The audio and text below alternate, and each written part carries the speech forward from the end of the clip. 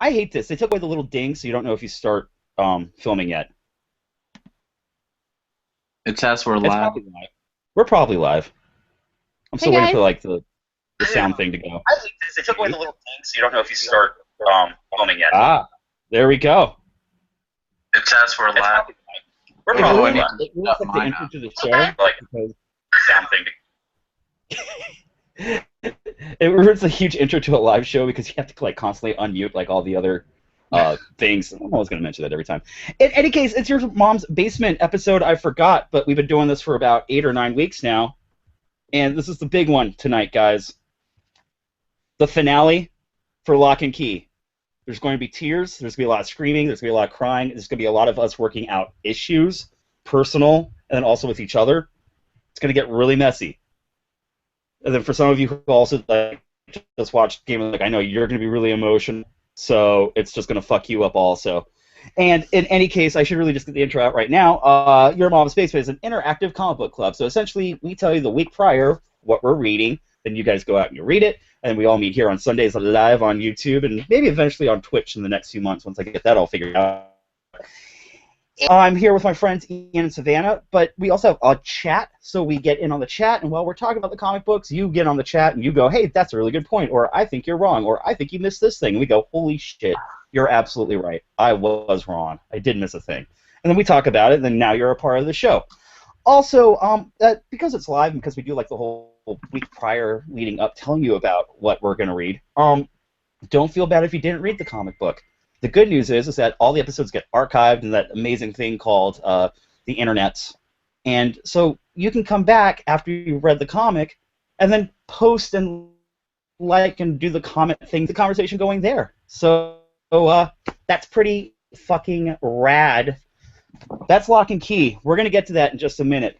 Also tonight, we are going to talk about something that we're all really fucking stoked about. Grant Morrison just did a really awesome entry back into DC Comics. He wrote Wonder Woman Earth 1. We're going to do a quick synopsis of that and how we felt about it and how fucking, quite frankly, hot and sexy and empowering this book was, not just for women but men alike. It was a fucking amazing book. Also, God, I would totally read an entire Grant Morrison Wonder Woman series. Let's just put it that way. Well, this In is any volume case, one. I am talking too much. I always talk way too much. The chat is going crazy already. Before we get to the chat, everyone say hello to what makes the show way cool. It's Ian and Savanna. Mr. Ian, say hello. Hi. Hi. Hi. How are you, dude? Oh, How's your I'm week? good. My week was good. I had a really Okay. good weekend. It was very eventful, filled with drugs and rock and roll. Without the drugs or the rock and roll. I have Cool. drugs later. Party. We'll talk about my drugs in a second. Oh man, And yeah. I want to Miss hear more Savanna. about that. Hi. Oh yeah, there's. It's not a fun drug thing though. Oh, come Everyone on. say hello to Miss Savannah. Miss Savannah, say hello. Hi again, guys. She's like, Um, all right, cool. Yeah. I know, we're both I like, really how's want to talk your about week? Wonder Woman. You really about Wonder Woman? I'm really excited That's about her week. Yeah. Okay. I'm really excited too. How was yours? So How was yeah, your we're week? just gonna. I hurt my back really badly. Oh. Oh no. Really bad.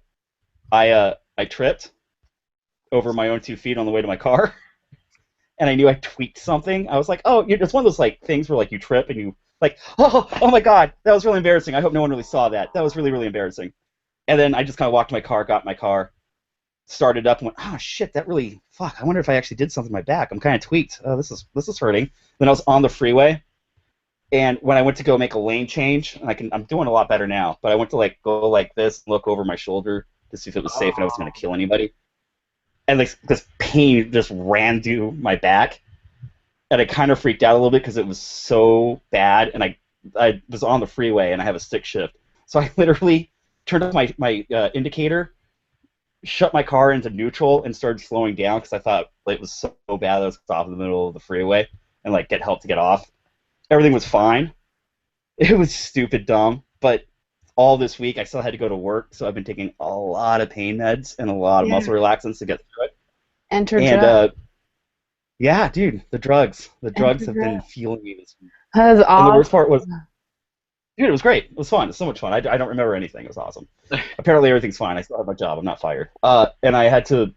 The only way I could drive to work is take my phone and open up the front-facing camera, and I had to use that to make lane changes while I was driving. Oh man, that I sounds literally like. sketchy. Wow. Be careful. Yes. Man. You gotta do some stretches and some yoga or some ROMWOD. You need some mobility in your Get life. my shit done, man. Yeah. I need to get this all. I gotta get my shit together. I gotta tighten. Tighten. But tight. yeah, that was a lot of fucking fun. In any case, let's say hello to the people in the chat, and then we're gonna get right into this. Ronan, welcome back. We love you. Miss Yolanda, we had a good conversation earlier this week on comment section YouTube. I love you. Good to see you back. Space Wolf is here. We love it. I think he's really excited for the finale tonight. Lance is back, who has also the best puns in the world. Apollo Yellow, welcome back, dude. I like that we got our little crew, our little family. We're growing. We're Manifesting. growing. Also, Growing. Eric Canete? I don't want to mispronounce this last name, I but know, he I also always forget his last named name. a wonderful episode. We'll just say Eric. We don't even need to know his name. Samurai Ox, we always have a really good conversation on Twitter. He helped me out earlier this week, too. Really excited for that. And I took your advice, and you're absolutely right. Thank you, Ox. All right, so that's enough of the intro. I think everyone's here. I think everyone's excited to do this. Let's talk about Wonder Woman really quickly. And I know Savanna is really fucking stoked about this. Really quickly, Grant Morrison is one of my all-time favorite writers. I think Drew into the Weird and the Strange, like I have a really pure love for comics in general. Probably is for you, too. It's the Earth 1 graphic novel series, and a lot of these are kind of... Savanna, how would you explain this? It's like, is it alternate Earth? It's like literally Earth 1 as opposed to Earth 2 and all that all good stuff? And they're kind of like origin stories. Mm-hmm. Yeah. This one is definitely an origin story with a story. Yeah. It's very amazing. It's very well done. And it's such these a are beautiful book. So pretty. So pretty. Yeah, Yannick Paquette with R2 on this. Also, if you're like one of those people that's like, where's the fallen continuity? You can read this outside of continuity, like most things in DC these days. So you don't have to know anything what came before or after or anything like that. This book is perfect for that. How is continuity still an issue for people? Like, you know what I mean? It's been, I don't know. It hasn't been continuity since like 92 or before that. Like, give it up already. Just consider each book a new book. Not really, but you know. Yeah. Just saying.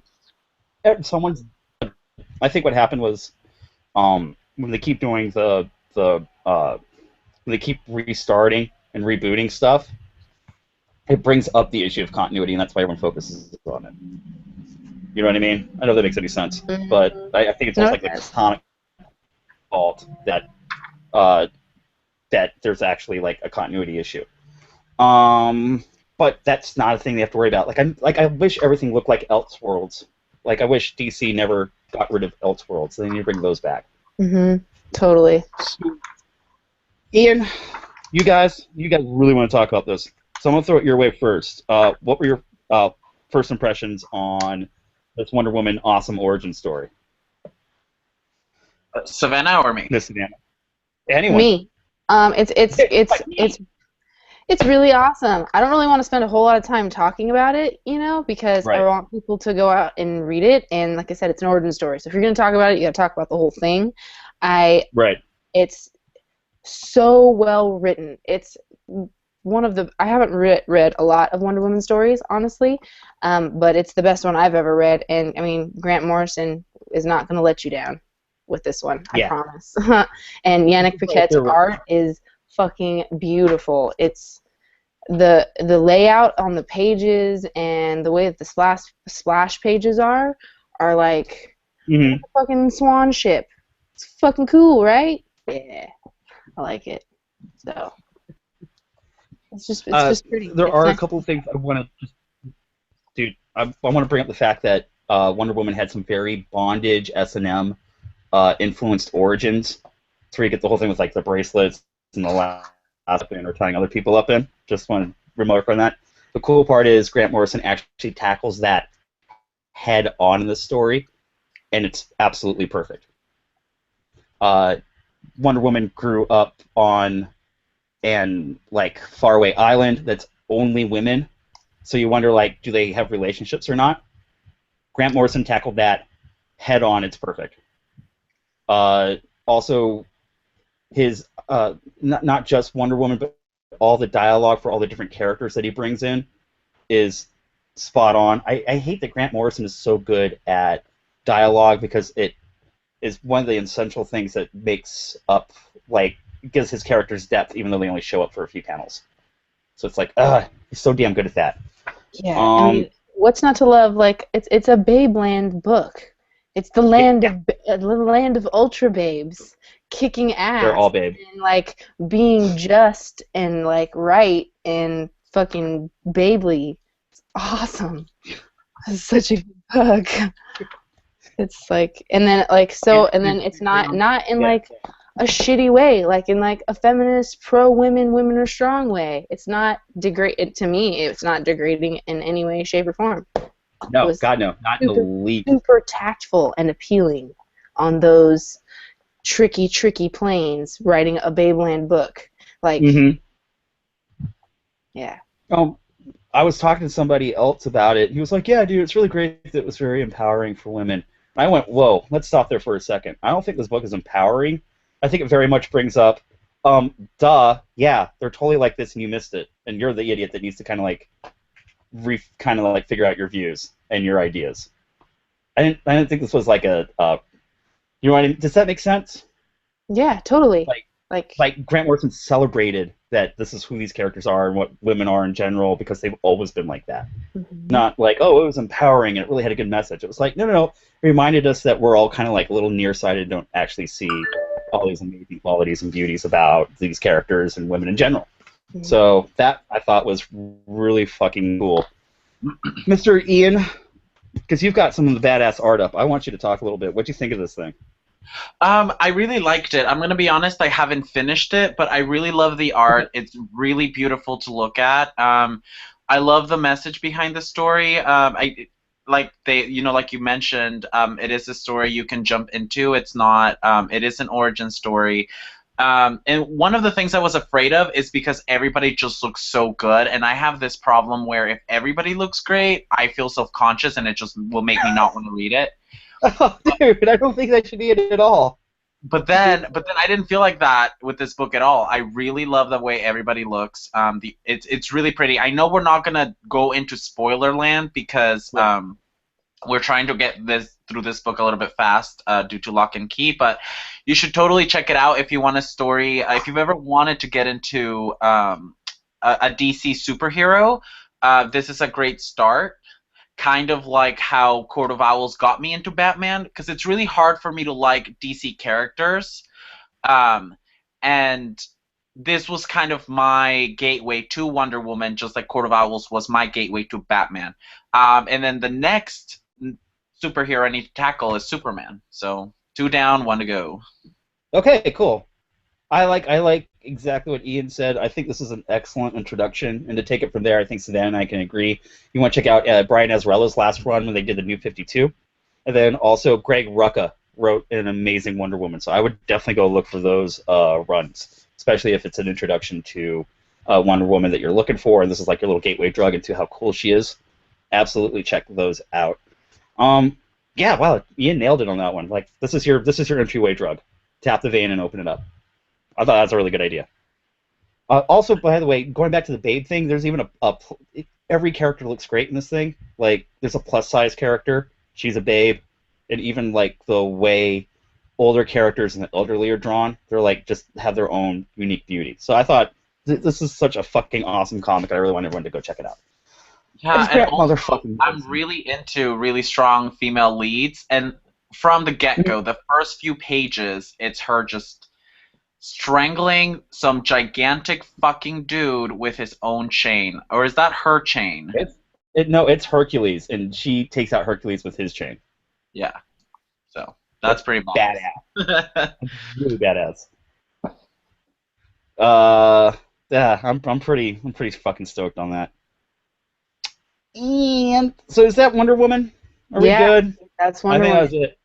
I think everyone at this point is just very much like, we need to talk about Locke and Key. Oh, that was hard, man. I literally just got done crying, and I don't mean like sniffling. I mean full-on tears down my face. I had to wash my face off because the tears were drying, and it was like kind of hurting.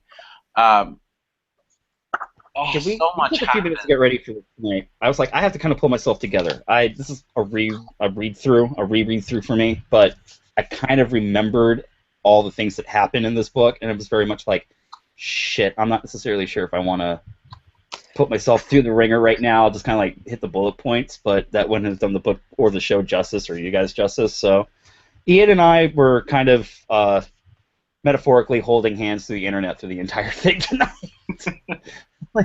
We were like Thelma and Louise trying to get to the end of this book.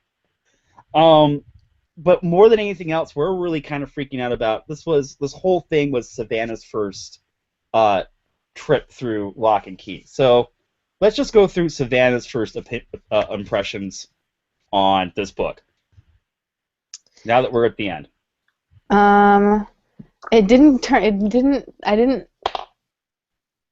It threw me for a ringer. Like, I did not expect what happened to happen at all. It was like, it was really intense. It was really emotionally intense. It was easily like the scariest and darkest book of all of them. Like, it was like fucking scary. Yeah. Like, whoa, bad. And really cool at the same time. Like, so many parts, like the unraveling of like now the of all of the ending. It's just just all of it. Just all of it. It's heavy. It's very heavy. Oh God! All right, so I guess we should just do this. Ian, how are you with doing your read through on this thing? It really spoke to me, the fact that the first time I read it, it really did change my life. I learned so much from this book, just all the lessons that are in there, because it just deals with so many day-to-day human problems. And it really did get me the first time. I was crying. I didn't know what to make of life after reading it, and I could not believe that even on the second read-through, it was the same. I had the same feelings, the same,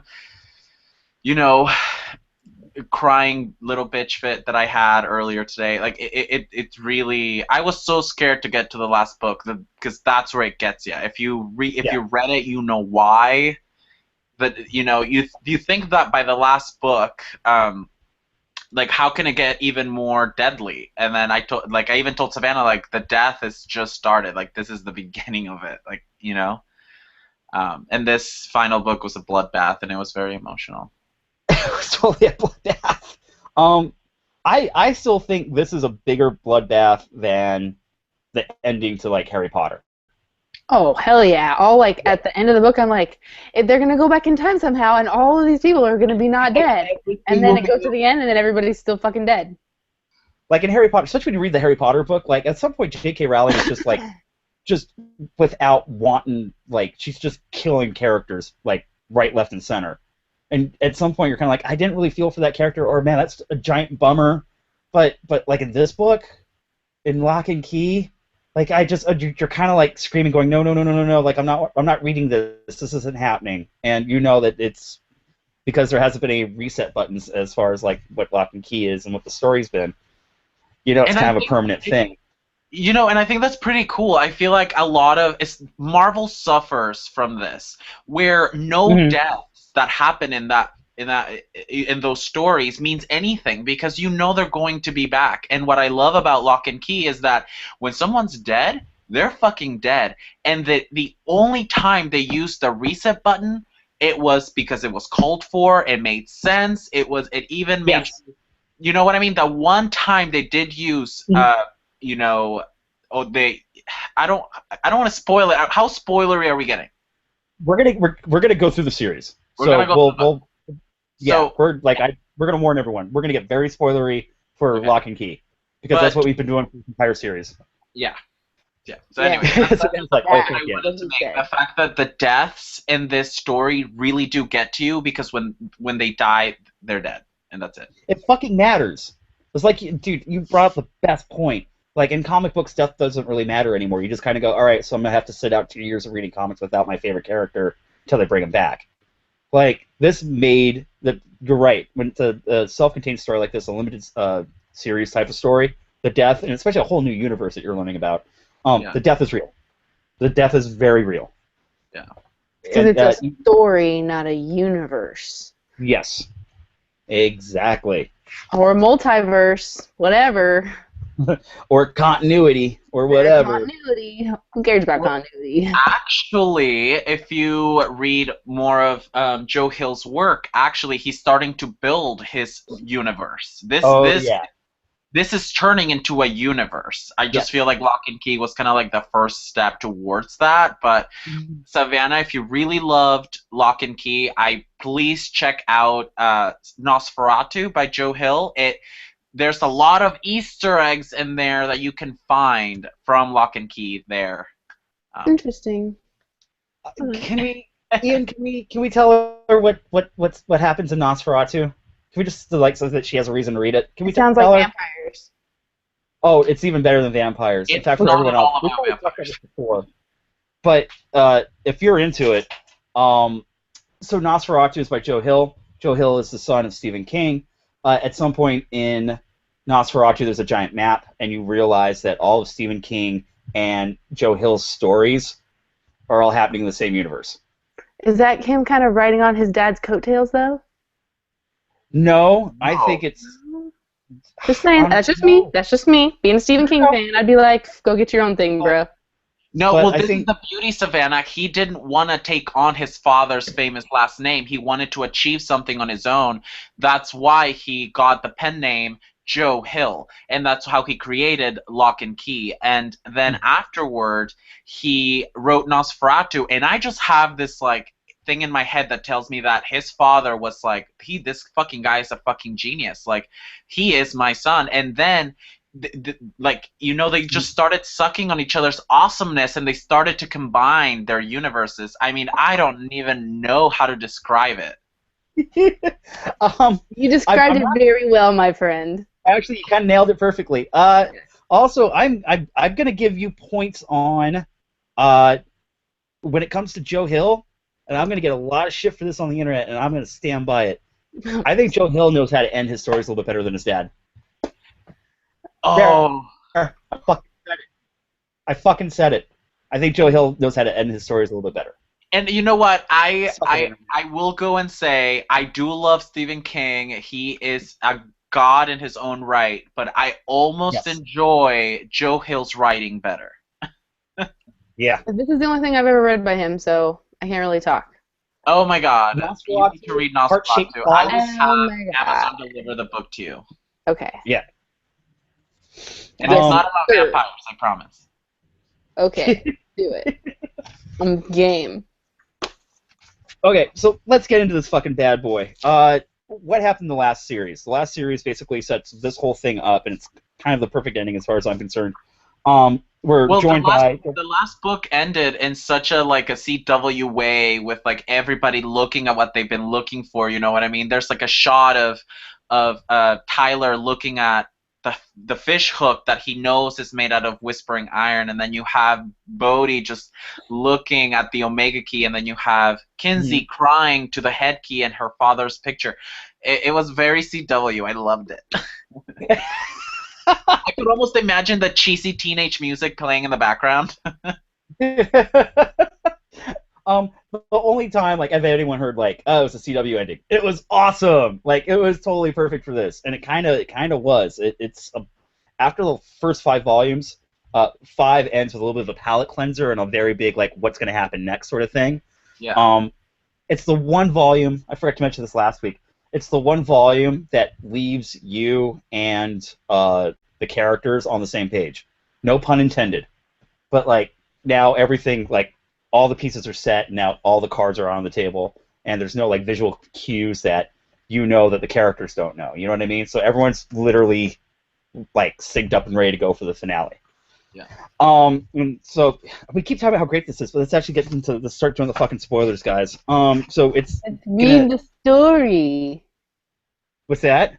Let's read the story. Let's read the story. This is that. Let's do it. 46 minutes later. Shut up. So I guess I get started.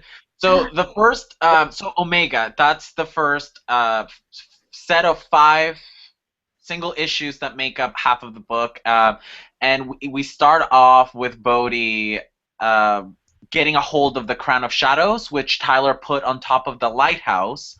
Unfortunately, for some of the people that lived inside the lighthouse, dude, that shocked me. I was shocked. Mm-hmm. I cannot believe that happened. Yeah. So unfortunately for the people in the lighthouse, they were seen by gigantic Bodhi because he used the giant key to get to the Crown of Shadows. He ended up destroying the lighthouse with the people in it.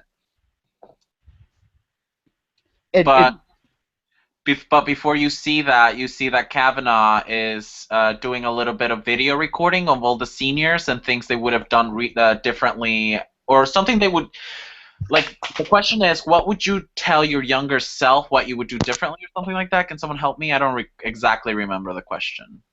Okay, so it was like, if you could go back, it's revisiting regrets. So if there was one thing you can tell your younger self, especially because like these are all seniors that they're going through, they're getting ready to graduate, it's prom and all that good stuff. Like, if you can go back in time, what's the one thing that you, like, what's the one regret that you could erase? Yeah. And it's kind of perfect for, again, all the fucking themes that are in play in this book. That's the question you have to keep asking yourself as this story is going through. Actually, the cool part is, I just realized, and we're going to come across it, there are some parts where characters ask questions, but then you realize that the question is actually for the reader, and then those questions get answered throughout this last volume. We'll get to that. But, so we got Kavanaugh, and he's doing his video thing where he's going to interview, like Ian said, like all the like high school students, the senior students, and it's gonna be like for this big project that he's got.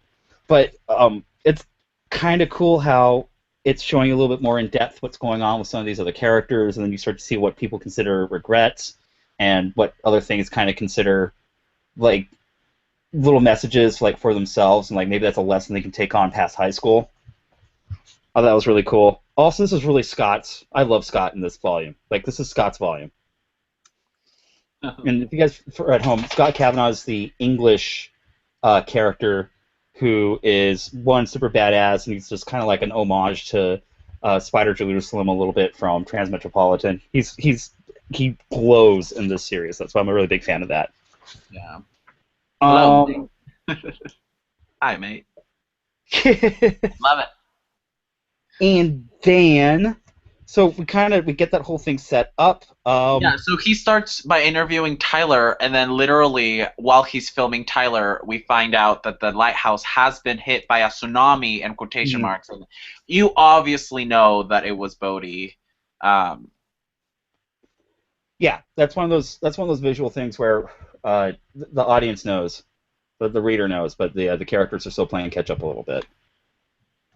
But I also like the fact that they don't show you the actual action. Like, that it's just the devastation afterward, and then you, like you said, you put the 2 and 2 together and go, oh shit, it's just one more person that discovered him that he kills. They called it a freak tsunami. Who's gonna believe that? They that's believe a good point. that, right? Who's gonna believe a giant kid? I would believe a giant kid over a freak tsunami, honestly. Really? Yeah, in fucking Witchtown, Massachusetts? Hell yeah. Fucking freak tsunami on Cape Cod, really? If you're not Savanna and you have a way cooler imagination, then, like, she's like, no, fuck you, dude. It was a giant kid, not a tsunami. You can't pull that shit over me. Hell I yeah. see the truth. There's evidence of weirdness in this town for fucking 100 years. Back up off me. That's true. Like, how come, like, these towns where all this shit happens through, like, generations, like, no one puts 2 and 2 together, like this zone is where everybody dies, guys. Don't go in there. Like, that should be written somewhere. Like, I think the only place in all of, like, the entire world is, like, the Bermuda Triangle, because enough times we were finally like, okay, there's some shit up. So we'll just map it out and be like, don't go there. Bermuda Triangle, Wonder Woman. Woo! Gotcha. Oh, I like that. Nailed it. Nailed it. Let's So we see. continue. So I guess we continue on with Kavanaugh doing his little project, and he interviews like the hot kid in school who's like, "What do you regret?" And he's like, "Well, do you want me to start by alphabetically by the names or whatever?" Mhm. And then he interviews like the nerd girl who has like a little like Dungeons and Dragons cube thing on her arm, and she's kind of cute. She's like, "You know what? I would tell myself I'm such a nerd. I should be braver. I would tell myself to be braver." That bites her in the ass later, but Yeah, and that then. sucked. And then, of course, he like interviews Jackie, and Jackie's like, "You motherfucker, I saw that. I saw that. You shouldn't be doing that, you hoe." And then we get to Jordan, and you know she's cool, badass chick, and I don't know, but I see a lot of Savanna and Jordan. I think Gives no fucks. no fucks given, but No fucks. she's really cute, and she's like, you know what I would do? I would tell myself to be kinder, to do one kind thing daily to form a habit. And I thought that spoke volumes because she is a good person. I think she's so broken. Because she's the kind of character that's like, she thinks that she's broken beyond repair, and she's not, in my opinion. Right. Also, we were starting to kind of like figure out that it's like her dad's not. Like, if you were finding out, oh, by the way, she's a little bit of a pyro. Like, every time she gets back at her dad, it's because he sent her a gift, and then she burns it, and then sends the ashes back to him. Yeah, she likes to set things on fire. It's pretty fun. So I'm always kind of wondering, like, where's the dad in all of this? And that kind of comes in later. But it was just very, like, who's not getting the whole picture on this one? Like, where's the problem in this relationship? I'm starting to realize it's not really her. And I'm hitting my microphone. I'm sorry about that. And then we get to the story with Ty, and basically we start to see like how much like weight is on his shoulders, and like all the grief and responsibility and that he's been carrying around with him this last year throughout this entire book. And so much of it, he really does feel like it's all his fault. He feels like it's.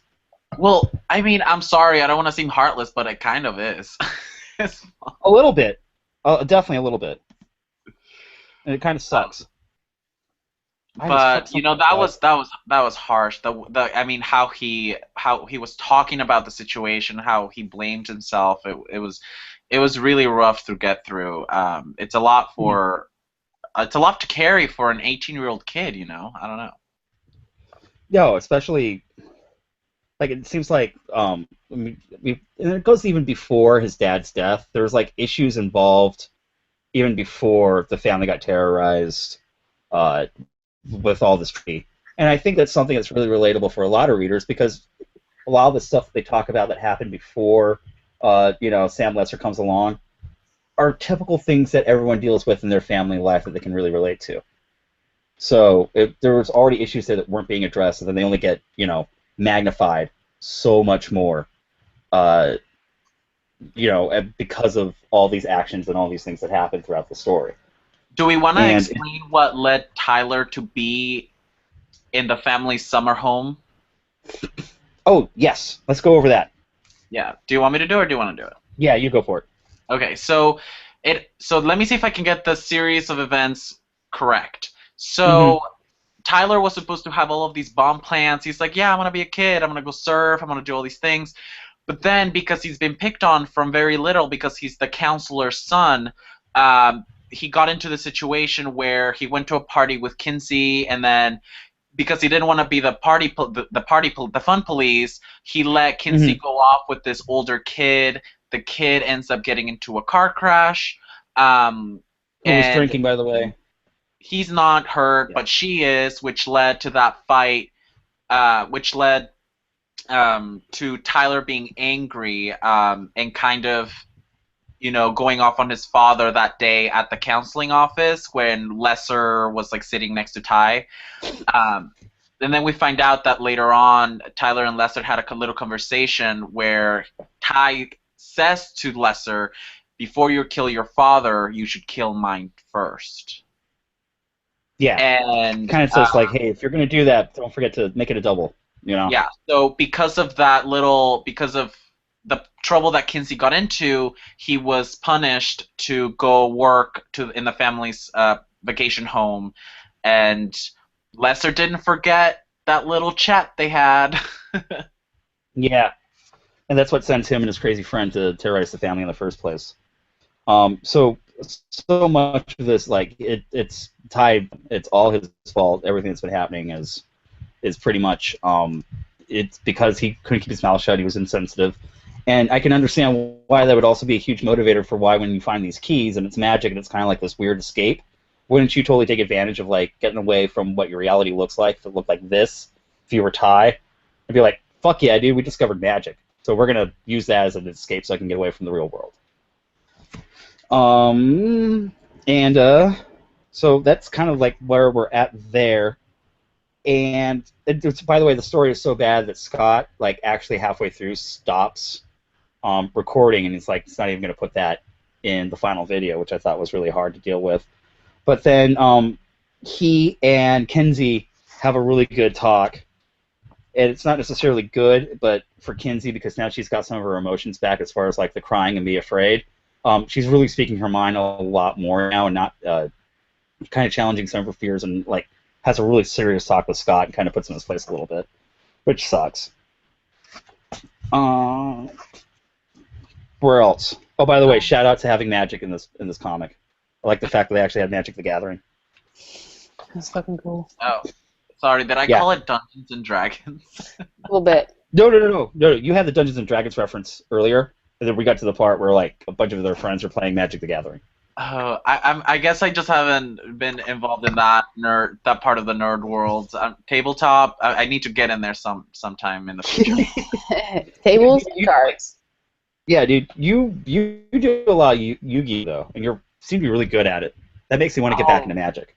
I love Yu-Gi-Oh! Hell yeah! Shout out to Yu-Gi-Oh! By the way, if you like Yu-Gi-Oh, you need to go over to Ian's channel and check out his like tutorial videos. They're pretty fucking cool. No. The hell, man! I'm trying to pimp you out. No, please do. Don't leave mean comments, please. It's getting harder to like. Really? That sucks. Why do you do trolls? I swear to God, it's so not worth it.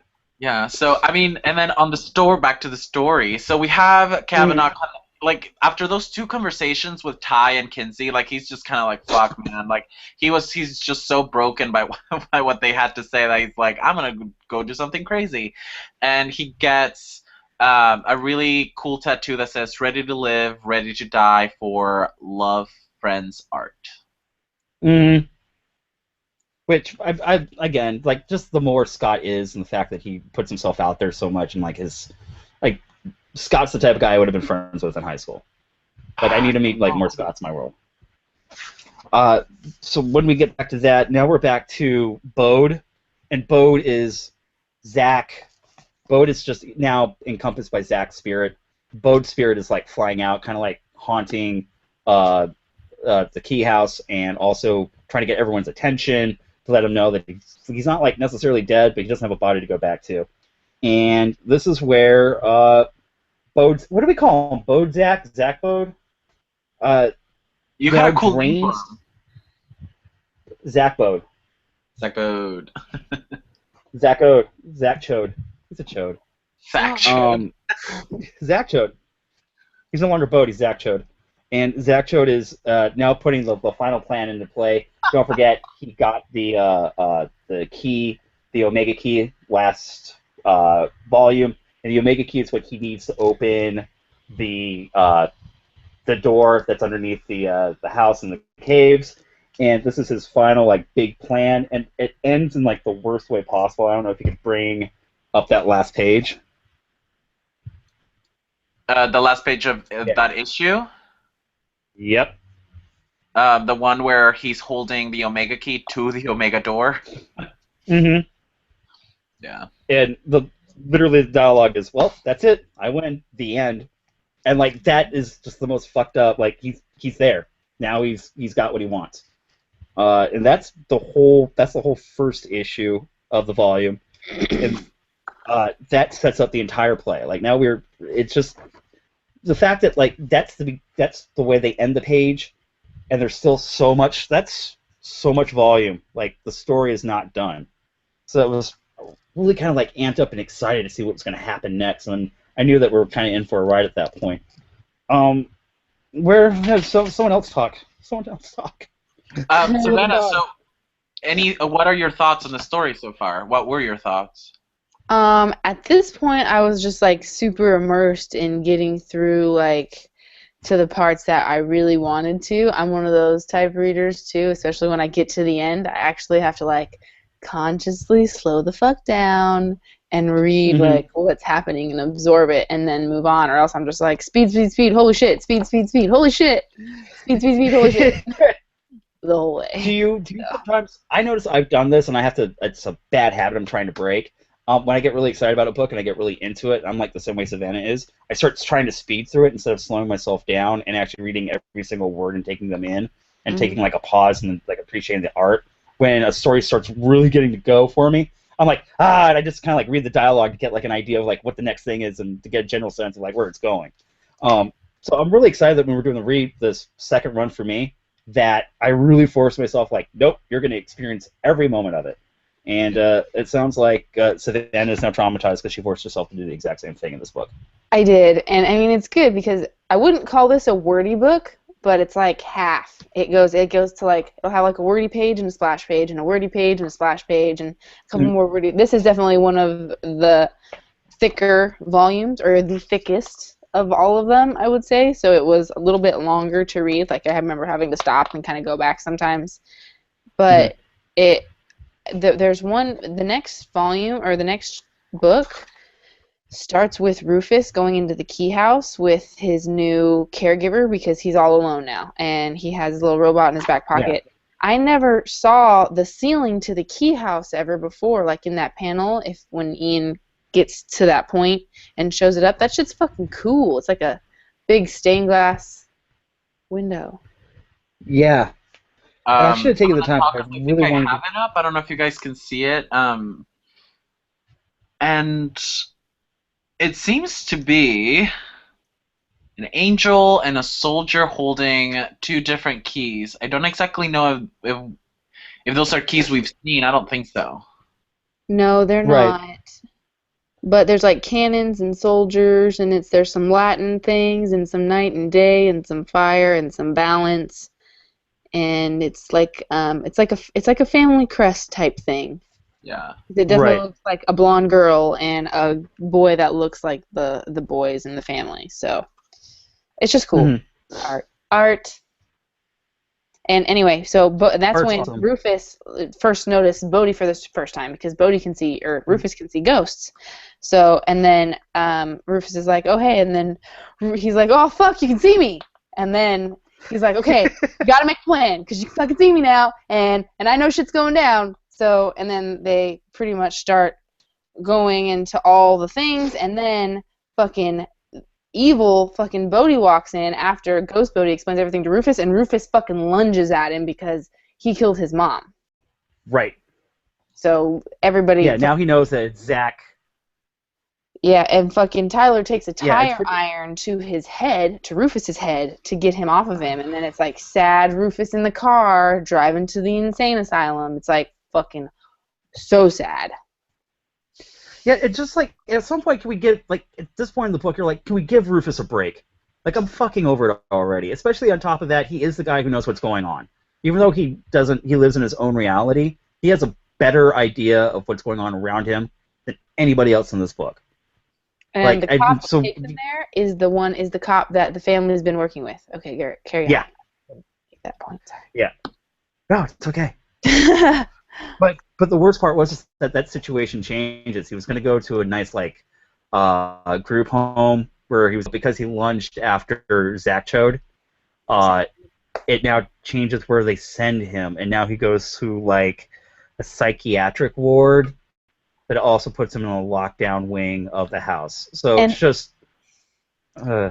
on his in his imaginary brain, it looks like a prison with lights guarded by Nazi raptors, and it says "Evil Place of Evil" on the sign.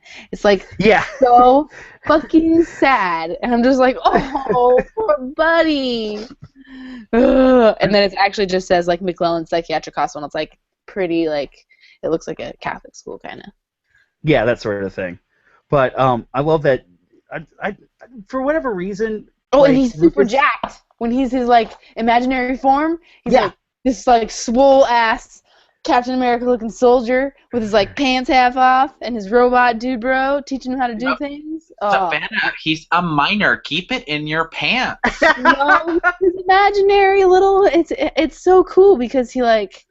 He's actually really... He's got a big, like, scar on his face, and he sees himself as this, like...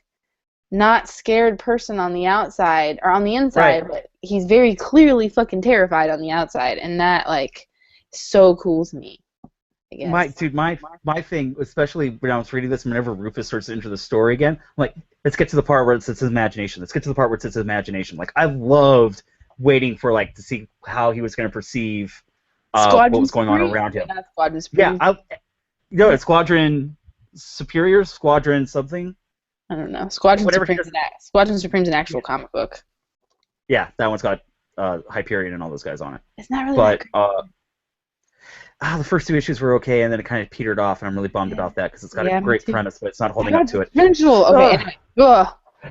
Yeah, we digress. We'll talk about that in another. Squadron Strange.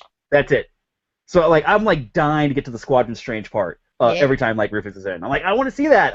Get to that part. I really do am in love with that, but something really cool happens. You're actually kind of, at first you're like, oh, this is really sad, but then you're like, wait, this might be a really good thing for later on in the story. It's him, and it turns out it's the same hospital that, I'm going to forget her name. Aaron. But it's the one, Aaron Voss? Voss. Who, Zach Chode, back when he was Dodge, cleared out all her memories, and now it was just white, and everyone thinks she's like crazy, like racist, like elderly woman, but it turned out like she just all her memories were wiped, which is very important to talk about later on in the story. And now you realize that they're both in the same hospital together, and at first you're kind of like, this is really sad. This is where everyone gets sent after they get fucked over by Zach Chode, and actually it's if you're like really hoping for everyone to pull it out, you start to realize it might be like for the better, and I'm really excited for that. And then we flip the page, and Kinsey looks really hot and cute. Because she's going to prom. It's so cute. So then she has all kinds of like sibling moments now too. Well, not sibling moments, but Tyler moments. Mm-hmm. They're both kind of coming to grips with their relationship, and I really like that. They're able to kind of like talk things out and be a little bit more like straightforward and honest with each other. Because I mean, really, the two of them have been through so much shit together. And in ways that Ty might not necessarily want to admit, Kinsey's really been someone he leans on, So, it's just adorable. It's a really great scene, and it's like this nice little moment of brevity, and then Joe Hill like kind of likes to slap you upside the head and go right back to Rufus's story, like in the turn of a page, and now he's talking to the new caregiver who's also part of the mental hospital, and he's kind of like a therapist. And it's Rufus going through all the horrible things, but he doesn't perceive them as terribly horrible, but you kind of realize like the trauma this kid has had to endure growing up whenever Zach entered his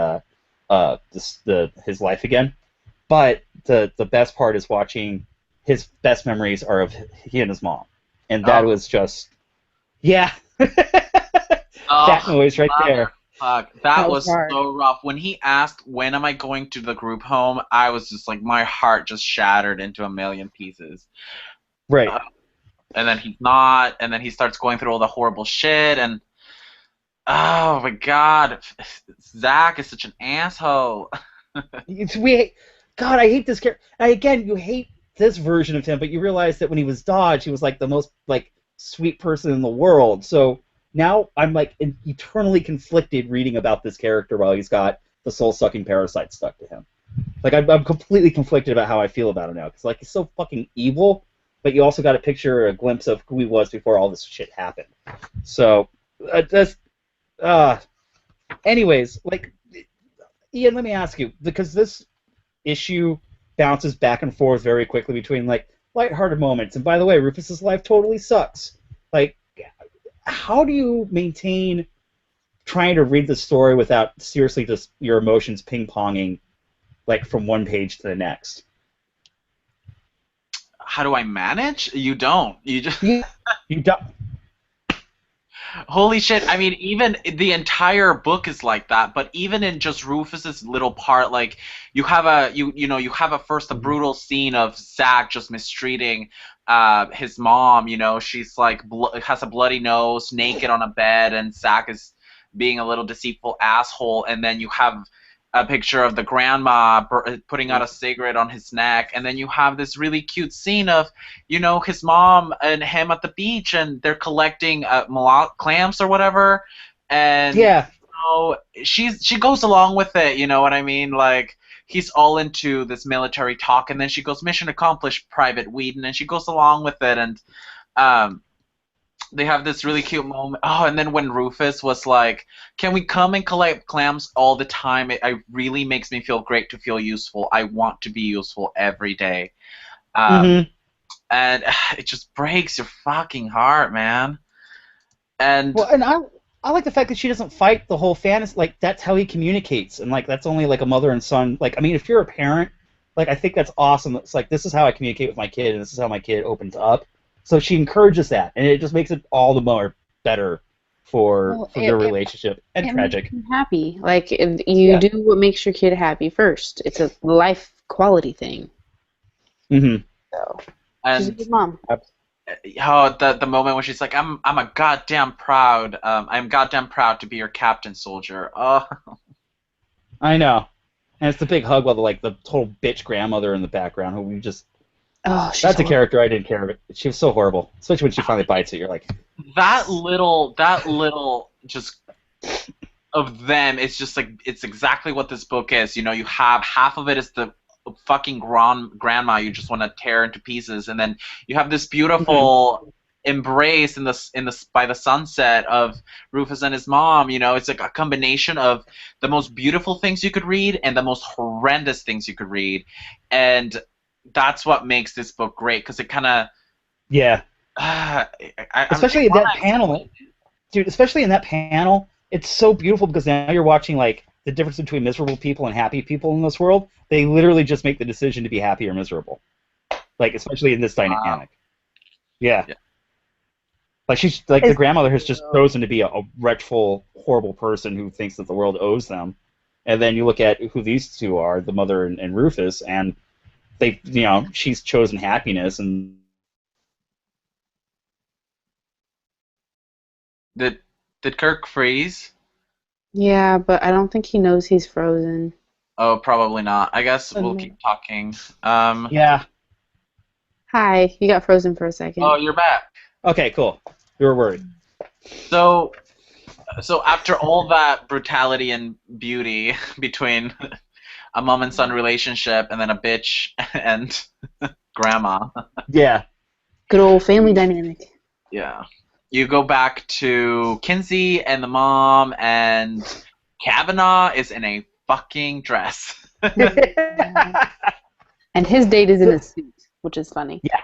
Oh, Jack, he just looks so miserable. It's like, I lost the fucking bet. But the best part is, it doesn't look like Scott lost the bet. Looks like Scott's really happy with how the bet worked out. He's so happy. He's just such a happy little character. I love him. I wish I could be friends with him in real life. That's what I'm saying, dude. This is a person I want to meet. This is such a God, I think I might have like a bro crush on like a fictional character. Fucking bro sucks. Crush. Hashtag bro crush. Bro crush. Like, you know, you're a huge reader when you totally get crushes on fictional characters. I want a bro crush all with the time. this guy. Have all kinds of gay crushes. That's what I'm talking about. Yeah. I'm pretty sure like one of my first crushes was Rogue from X-Men, especially 90s Rogue. Just gonna throw that one out there. Oh. Yeah. Jesus Christ! I also realized one of my first crushes was Dolly Parton. Oh. There's a lot of similarities there. There's no competing with that. Yeah. She's basically Power Girl. in real life. Jesus, I'm gonna have to bring this up to my therapist later. All right. Anyways, fictional characters, they're so hot. You're so awesome. No, you guys are awesome. I don't take compliments well. But how great is Scott? Just like he's always a character. He's on 11. He's absolutely happy that he gets to like show off and just be this weird oddball, and he kind of relishes it. And the entire like exchange he has with the Key family, the mom, it's just like this really. The dialogue is so great and perfect. But I just love that it's just Scott being like, just who he is being like highlighted like on maximum volume. I thought that was so much fun. He's so charming. I love the part where he's like, "I'm gonna save the last dance for you," you know, to Kinsey's mom. He's so mom. I would beat the shit out of that kid. I'd be like, "Get the fuck out of my house!" Right. See you later, you fucking creep. But he's delightfully charming and British. He's so charming. I guess I guess to each his own. I don't know. Are you gonna be able to like that British charm? You're gonna be like, no, fuck you. I'm not susceptible to that shit. Unfortunately, it's hard. Good point. Good point. Maybe she is. Kinsey is, I think, though. Kind of. No, Kinsey's not. Kinsey likes Jamal. Yeah. Oh, Kinsey's the lover. Yeah. They call her Special K too. Does anybody else know what Special K is? No. Well, I mean, it's either a drug or a horse tranquilizer, depending on which way you're going. Isn't that the Kellogg's brand? Yeah, it's a drug. It's a drug that like will knock a horse out with like a drug. Yeah. I thought it was the cereal. No, it's ketamine. Special K, ketamine. Oh, well. Oh, because she's kind of like a drug to him. Oh, you guys. You're so smart. No. It's only because we have these conversations that this stuff happen. I'm not going to figure that shit out on my own. Well, I'll go for expect me to go for drugs immediately, so God damn it, Jamal. Now I gotta step up my like dating game. Fuck you, dude. That's awesome. Yeah. It's seriously smooth. Like smoothest of the smooth. I can see you Team Jamal then. And Kirk and I over here being Team Kavanaugh. Dude, I'm not gonna lie. Like, I'm really happy for Team Jamal. There's a line of charm, you know what I mean? And he's like, kind of got some big giant steps on the fucking overkill line when it comes to like being a mom. Just saying. Mm-hmm. Yeah. But you're just not having. If you've got. I'm not down for the schmoozing. You get empowered with mom powers, which totally happens, by the way. Yeah, like your experience level, like your D&D stats, like jump up 20 levels. Well, and then true, but then he does redeem himself in the mom zone. He promises her there that he'll bring her home that night. Yeah. And he really, really, really tries to keep that promise. Well, that's really. Oh cool. God, he tries so hard. Yeah, he tries so hard. Ian, I totally have to agree with you. I was still rooting for Scott throughout this entire series. I'm sorry. Oh, me too, all the way. Yeah. Jamal's so boring. Oh my! I know he's like the guy you would bring home to mom, but he's so boring. Man. Jamal, get out of here. Man, I like boring. Sorry. Bring me all the boring. Is reliable. Boring is reliable. I will give you that. Boring can be supportive. Yeah. The most exciting person in the world could be totally boring to somebody else. That's true. That's really true. Ooh, throwing right back at me. I'll remember that. All right. By the way, Yolanda just totally admitted that her crush was the first time she saw Harrison Ford in Star Wars. Yolanda's first fictional crush was motherfucking Han Solo. You can't go wrong with fucking Harry though. Like, and that young stud Harrison Ford. Ooh. Dude, I was watching Blade Runner again the other night, and I'm like, God. Oh yeah, Blade Runner. Oh, so good. Hell there's an entire period of my life that I've passed where it's like I should have modeled myself after that guy. Is it too late for me? I don't know. Yeah, if you're not Harrison Ford, you can't try to be Harrison Ford because then you're that guy trying to be Harrison Ford, and it's very unappealing. Everyone goes, yeah, that dude is always trying to be Harrison Ford. It's not that. It's not good. Like trying to be Bruce Campbell. Like, which, by the way, if you're watching this right now and you're like, but I'm trying to always be Harrison Ford, congratulations, you're now that guy. Hate to break it to you. So we get to ping pong back to Rufus's like fantasy world, and I love it. It's him. He is spraying himself out of the mental institution. And there's a couple things I want to bring up really quickly here. That for someone who constantly refers to himself as a retard, and I hate that word, but it's used in context in the story because he's always been called that in a derogatory sense. So he's adopted the word, and it sucks when he says it himself to describe himself. Something funny happens. He is the one that figures out with his toy robot that he can open it up, cut some of the wires, and hotwire the lock to his door and escape. And at that point, you're throwing your arms up, and you're like, fuck yeah, Rufus, go for it. And it was one of the coolest parts of this entire volume. I was like, he's not stupid. Like, I love that he lives on his own level, and he creates his own reality, and he's completely underestimated throughout this entire series. And I loved it. I'm like rooting for him whenever it goes back to the Squadron Strange fantasy, and it's him trying to escape from the hospital. It's so fucking cool. I'm so stoked about that. Oh, does anyone want to talk about what he sees when his robot friend takes off the helmet? Oh, his mom. That was the first time I cried. This is where the waterwork just came. Like Cyborg Mom. So instead of it being Cyborg with the cyborg eye, or like the fucking chick from Star Trek, Cyborg chick, also Cyborg. So sad, though. It's sad, but in a really good way that he's still carrying her with him all the time. And he's like escaping and crying under his glasses, but he's like escaping. So, Yeah, it's just get him, Rufus.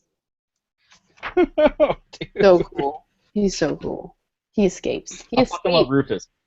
Yeah. He hotwires. There's like an electric door. He hotwires it with his robot wires, but like all in his Squadron Strange like body. So he's like this. He's in the prison with the Nazi raptors guarding shit, and he's got his robot bro with him, and he's like jacked and sneaking out. It's cool. Yeah. Yeah. I love that entire sequence. It's I so love great. Nazi raptors. I just read an entire comic book about Nazi raptors. Did you guys know that when you chose this for me to read? I would have read it based on those alone. That was a happy accident, unfortunately. That was a happy accident.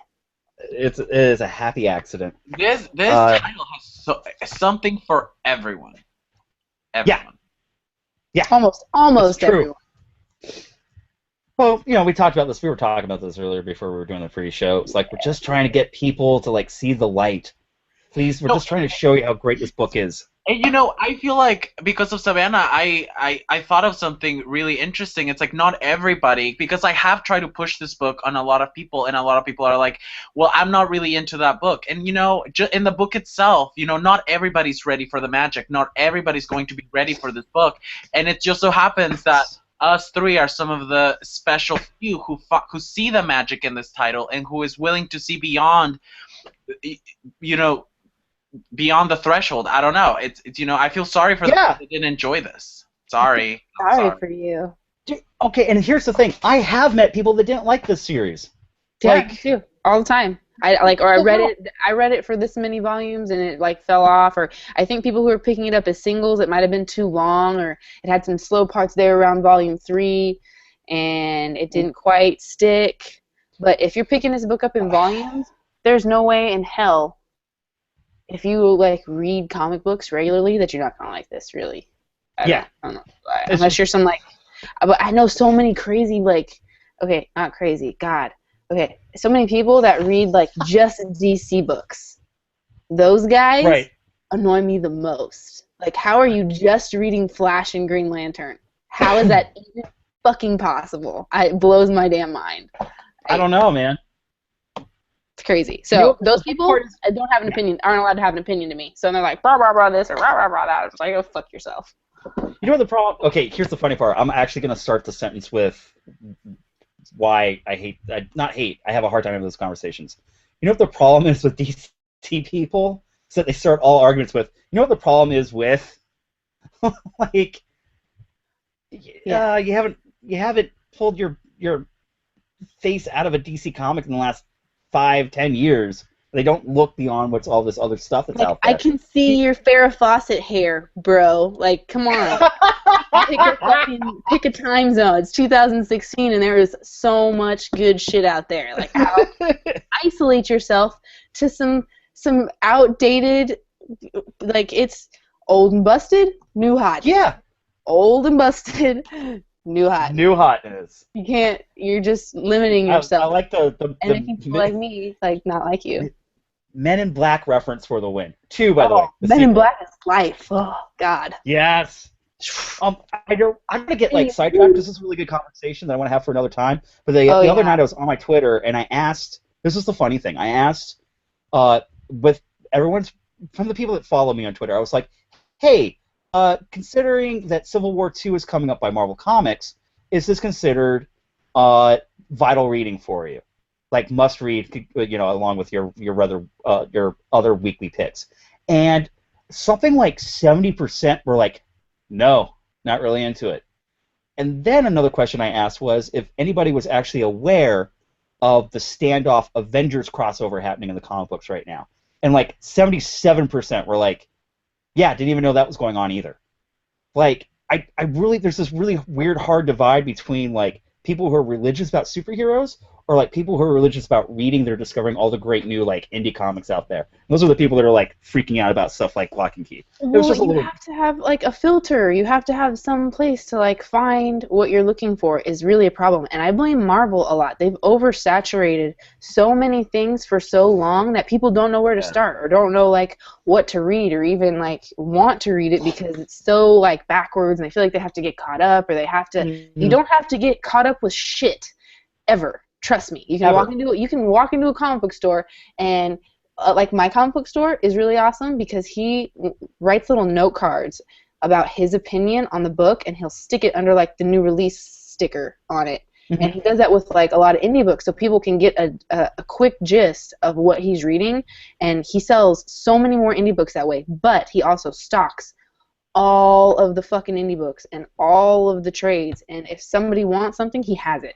Every time. Yeah. Like I can't tell you how many fucking comic book stores I walk into that have it's hard because you blame the comic book stores for not carrying the shit that we're trying to sell or that the artists are trying to sell, or you have to go to these fucking cons and stand in line for 2 hours to go to the bathroom and no. Don't do it. Tell your comic book stores to get their shit together and get some indie books because it's good. You know what the hard part is? Dude, because we live in LA. And then even so much that Ian's not in LA, but he's still on the West Coast, the metropolitan area. Like we're spoiled. Like we don't realize that we actually have a comic book shop that we can just drive to. That's 5 minutes away. I always forget there's places that don't have comic books, and thank God Ian always talks about other ways and avenues to get comics. But for me, there is this frustration where like I'm surrounded by like 6 different shops in my area, and like I get it. It's hard for retailers to take a chance on titles that they're going to actually have to like hand sell. So when you say that you're the owner of the shop that you go to actually takes the time to like write that card out and put it underneath the title, that's saying a lot because that means that's him like almost kind of like hand selling a title to somebody even though he's not even in the shop. That's pretty fucking cool. He takes his shit very seriously, and all the employees do. I love that store. It's really really great, and people who buy stuff like comic books, you should have to earn their business. It shouldn't be a headache going into a comic book store. And that's a big females, too, who won't go into comic book stores because they're not nice. Like, I haven't gone into my comic book store ever and not seen chicks in there. Yeah. Like, at least one hanging out somewhere or going in and out or picking up. But they're just, it's not cool. Anyway, dude, any of these fucking shops that, like, play gatekeeper as opposed to gateway, like, fuck you. You're what's the problem with the industry. Sorry. Ooh, that was good. I'm just going to call that one right now. If you're like, the dude is like, oh, so you're really into comic books? Or, like, you're immediately scaring your business away, and you're immediately scaring, like, building the community away. Or you're like, oh, look at this fucking bimbo. She doesn't know shit. She's just coming in here to pick comic books up to be cool. I fucking hate that. Oh. Yeah, fuck that. Sorry, but girls who read comics, really hot. Not questioning it, ever. Like, and why are you gonna tell somebody what they can and can't like? Like, you should not. There's not a gender walking into a comic book store. There's not any. Okay, now we're just getting into society and politics. I'm like, can't. Sorry. Okay, cool. Anyways, Ian, I love you. Sorry. Oh, no. That's a really good conversation. I feel like we should sprinkle more of these conversations, or we should just do episodes where we pick. I feel like I'm shoving my religion down people's throats, so I can't. Yeah. Oh, don't worry. We are, because you know how we're going to change the format up after this week. So I'm pretty excited for that. Anyways, back to the Rufus escapes. Fuck yes. By the way, Savanna, Ian, great conversation. High five. So we now flash back to Key House, and by the way, we forgot to mention the mom is really excited because she's gone 30 days sober, which is a huge thing for her and the family. We had to kind of talk about. That's the thing about this fucking book. They just they rip your heart out. They put it back and then they just rip it again. You know, you have that beautiful moment of her by the beach holding her 30-day chip, and what happens on book 3? Motherfucking dude. Zach Chode is like literally violates the mom. That scene was so. How hard is to brutal to me. You know, Stackboat is like trying to sneak out of the house, and he's done. Like, he's not pretending anymore. He's like, fuck everything. I have everything I need. Yeah. And then he literally calls his army of shadows to hold down the mom, rip her clothes off. She's in a bra and barely holding on, and then she's literally shoved bottles of wine into her mouth. There's blood everywhere. She's... Oh fuck! It's very simple. There's a lot of symbolism at play because we kind of already know that we alluded to the fact that she may have been raped during the attack when they killed her husband in the beginning of the series. And this is there's so much imagery going on in that scene that it's really hard to read. But it's her kind of going through that whole thing again, and it's fucking horrible. It's just that's the stupid book and all its emotions. I hate these fucking feels, guys. I hate them. So that scene's really hard. But what do you think of that scene, Savanna? That must have been pretty rough to read for the first time. Oh, well, yeah. The scary part is the shadows and the shapes that they take, and actually being able to like touch you and manipulate you, and like when you look at them in the book, you think that they're gonna be like passive, like ghosts. You know what I mean? They're not. Right. That's so scary. Imagining your shadow like coming to life and fuck. Like forcing bottles of alcohol down your throat and like holding your nose. It's like waterboarding with booze. It was horrible. It was really hard to watch. Not good. Not good at all. Yeah. No. God, sometimes the series needs to come with a trigger warning. But I mean, most good literature does, and that's why I love it. Then we flash back to because that shit's starting to hit the fan. Like, this is it. Zach Chode is now making his move, right? Yeah, his plan is underway. Yeah, this is happening. So we've got Ty and his uncle, who they've been working on the Charger this entire time, and which is really cool because it means his uncle's been kind of like around, really helping out the family and kind of helping Ty be like that shoulder to kind of lean on. And I love the fact that there's this really strong male character in Ty's life, and it's his gay uncle. Like, I love that. I never saw it that way. High five, Kirk. Awesome. Boom. This whole book, this whole story is Joe Hill challenging like really narrow-minded ideals. That's why I love it. So now they're having a bonding moment. By the way, that little lore that he's had forever that his dad gave him, it was talked about in one of the flashback issues last volume.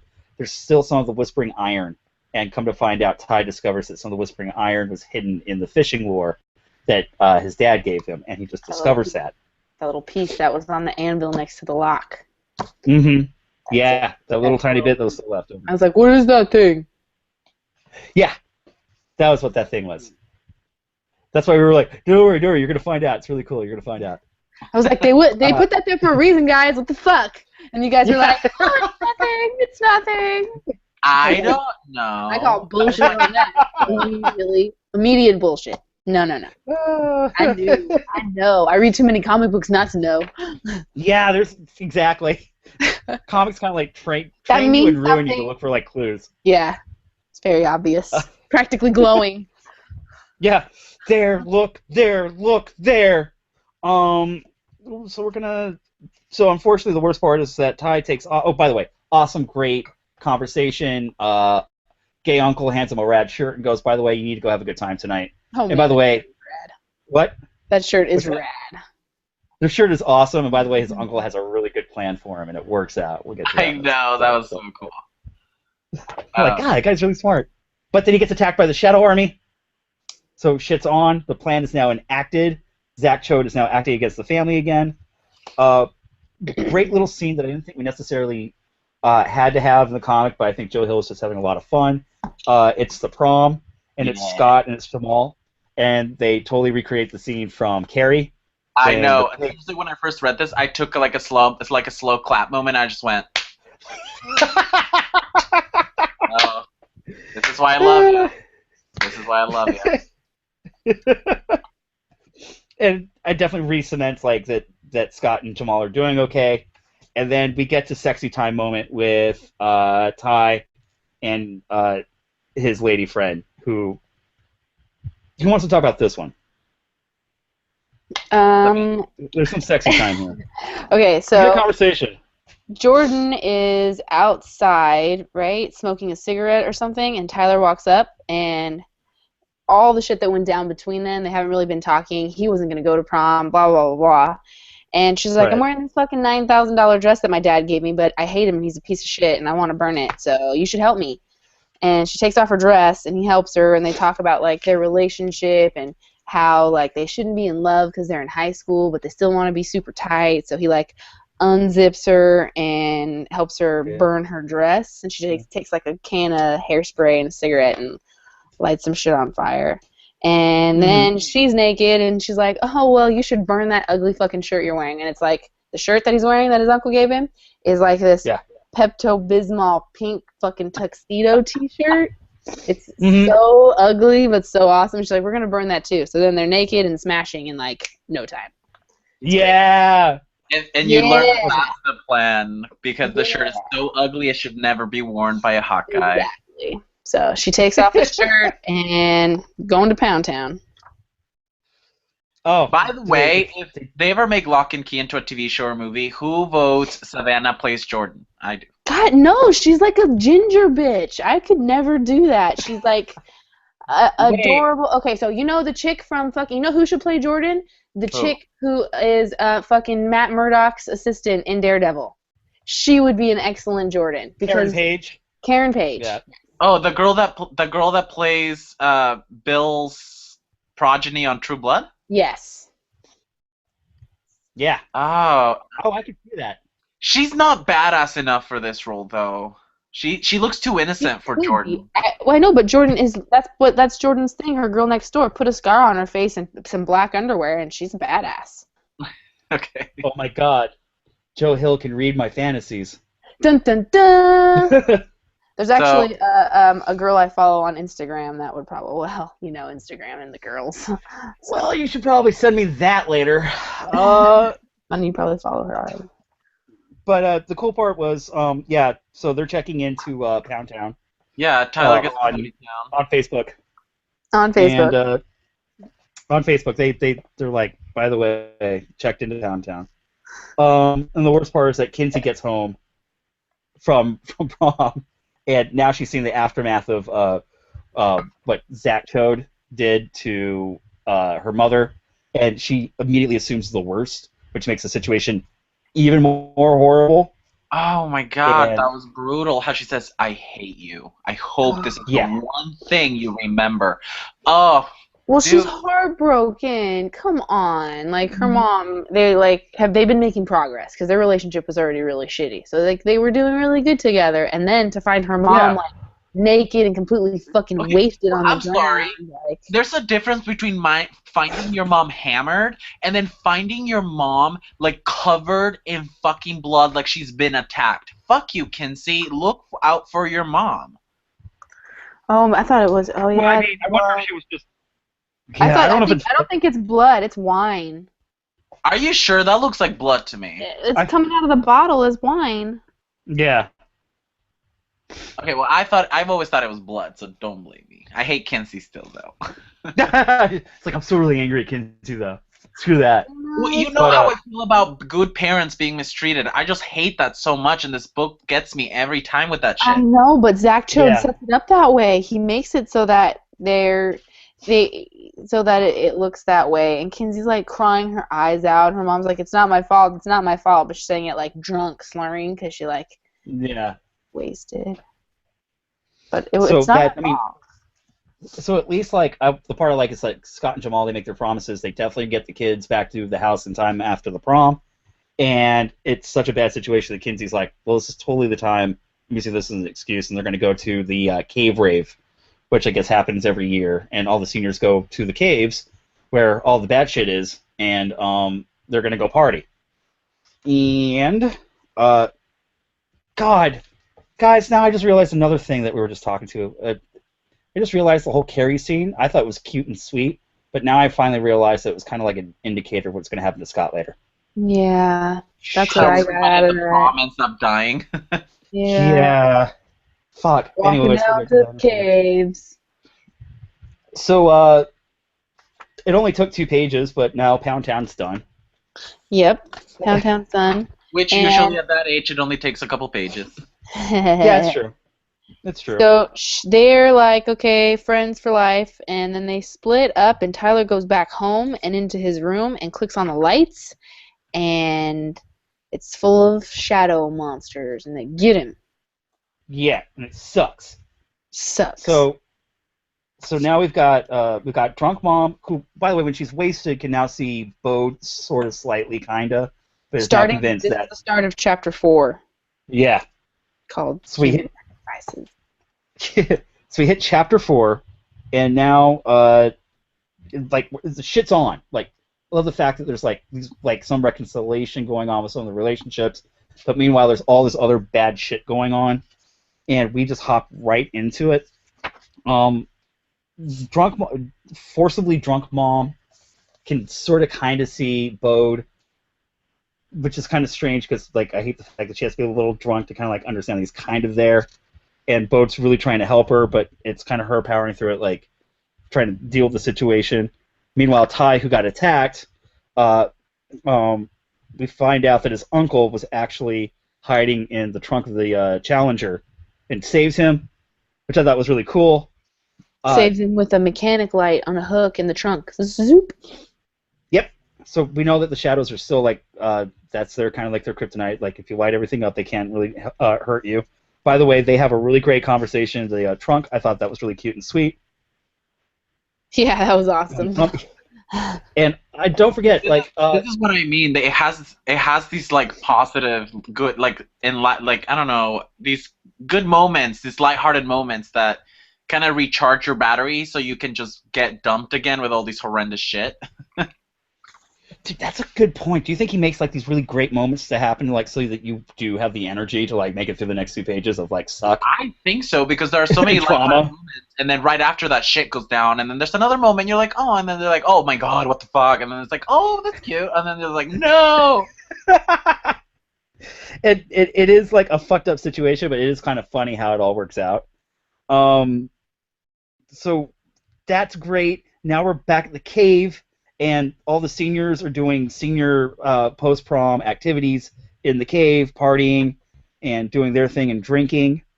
And now we're starting to see what some of the plan. There goes my mic. We're starting to see some of Zach Chode's plan. He was counting on all these people being down there, and party's going. Everyone's cool. Everyone's getting like sexy time and kind of like getting closer to each other, and then Zach Chode shows up at prom in a cave. What's that? Doing what teenagers do at prom in a cave. I totally want to do that, by the way. Alcohol. Like my prom is not that cool. No, cave rave. I want a cave rave. Spelunking. And Zach Chode is now like, I'm gonna pretend to be helpless little Bode, and he's trying to like get these people to follow him. But because, like, Jamal and Kinsey and Scott were all down there before, they realized that some of Bode's little story doesn't necessarily add up because he was talking about the staircase that broke, that almost killed them, like, a few volumes ago. And Zach Chode starts getting really, really frustrated, and that's when he drops character. And he's like, oh, shit, so I totally dropped character, and now like the whole charade is up, and like it's one of the worst like Like, now you know shit's on. The dialogue is, fuck it, let's do it the hard way then. And his eyes go reptilian. That's probably the only moment I actually liked Zach showed, one when he was like, because they're asking him all of these questions because the story didn't quite make sense, and then there's this moment where he's like, because you're not supposed to move an accident victim. God damn it! And then I'm just like, well, he's right. Like, that totes makes sense. And since I work in the medical field, I'm like, oh, I like that part. That's true. Yeah, that part is kind of like, oh, that's right. I don't know. That was the one moment I connected with Zach Chode, and I was like, oh, you're right. Yeah, good safety tip. Like, even the worst guy in this book gave you like a good like real life safety tip that you can use. Yeah. But that's pretty awesome and creative. Then you flip the page, and Ian, really talk. I want you to really talk because I want everyone to see this awesome panel. Oh, so we are looking at a panel where shit goes down. You know, Zach Chode is just like, fuck this, it's over, and this shadow monster giant thing just comes up out of the pit of darkness, and it brings almost the entire catwalk down. I mean, I think there's only one little piece that's holding Jamal, Kinsey, and Jordan up there. As far as Jackie and Kavanaugh, and 3 of the popular kids, they're at the bottom of the pit. Mm-hmm. You just see Zach Chode just sitting there with a fucking smile. And so, by the way, I love this because this starts turning into Star Wars. There's like 4 different like story threads going on right now, so we keep bouncing back and forth, and I love it. Fucking love it. Yeah, made a Star Wars reference during Lock and Key. Points. Because then we jump back to Rufus, and he's on the bus because he totally escaped from the institution. And a nice, really great little lighthearted moment. There's actually a person on the bus who kind of sees him riding by himself, recognizes that he's mentally handicapped, and she does the sweetest thing and just kind of like sits down next to him, and kind of helps him out really quickly. But it was like a really nice, great little human moment. Like, not everybody sucks. Exactly. Another lighthearted moment after something horrific happened. You're like, what the fuck? How are they going to make out of this? And then there's like this cute little moment of a human being actually just being fucking human and good. And so that was like, oh, that's uplifting. Let's switch right back to a really horrible moment. And now it's drunk mom and disembodied Bode trying to help her to the phone. But the cool part is that she is like so like driven and dedicated and realizes that there's problems going on and something like tragic has happened to her that she's still not quite like able to comprehend. And she calls the police officer, which we're all kind of like breathing a sigh of relief for. Then it bounces back and forth, so it's like it's crazy. You kind of like keep going like nuts. Stop looking at me like that, Savannah. What? I was just like, yeah, totally what he said. Yeah. Okay. So. Making sure that I'm still like with it, you know, how I am. And then, okay, so what happens next? Because I keep talking. So we flash back to a little bit of Tyler and Duncan, and then they've kind of gotten the shadows out of the garage. They got a hold of a bunch of little like emergency lanterns that they turned on. And immediately, so that's a little bit of what's going on, and then immediately after we go back to Kavanaugh holding for dear life to one of the catwalk railings, and we have this Titanic moment, and I'm like, that's it is a Titanic moment. And Jamal's like, hold on, I can get you up, come on. And then he's just like, I gotta go, man. My shadow tentacles are dragging him down. Yeah, and he goes to But he lets go willingly for Jackie, though. Did you catch that? Yeah. Which I thought was like amazing. God, now that's the kind of man I want with my kids. And then the shadow tentacles are trying to get Jamal around the neck, and then Jordan like smashes the lantern to get the fire and sprays her hairspray to light up the tentacles and saves Jamal's ass. Because she's the badass pyro, and this is totally the time when like that sort of pyro, like skill comes into play. So